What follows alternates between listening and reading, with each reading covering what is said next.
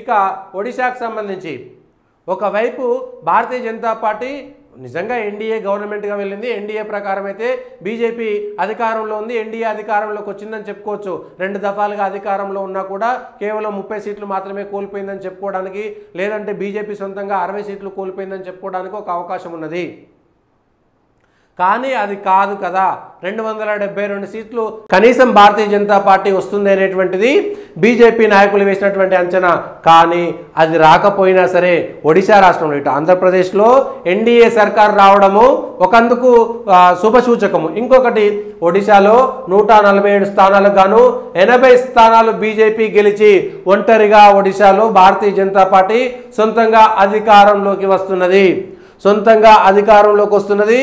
ఇప్పుడు నవీన్ పట్నాయక్ భవిష్యత్తు ఏంటి, బీజేడీ భవిష్యత్తు ఏంటి అనేది తెలియదు. బీజేడీ కూడా ఒకటే ఎంపీ ఉన్నది. ఆ ఒక్క ఎంపీ కూడా కేంద్రంలో బీజేపీకి మద్దతు ఇస్తారా లేదా అనేటువంటిది చూడాలి. అక్కడ ఉన్నటువంటి 21లో 19 భారతీయ జనతా పార్టీ ఒడిశాలో ఎంపీలు గెలిచింది. కాబట్టి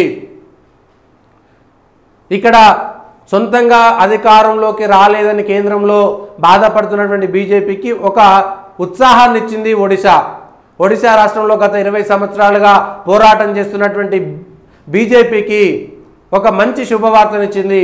సొంతంగా ఎవరి అవసరం లేకుండా 80 స్థానాల్లో బీజేడీ ప్రధాన ప్రతిపక్షంగా ఉంటుంది. 49 స్థానాల్లో కాంగ్రెస్, 14 స్థానాల్లో సిపిఎం 1, ఇతరులు 3 స్థానాల్లో గెలిచారు.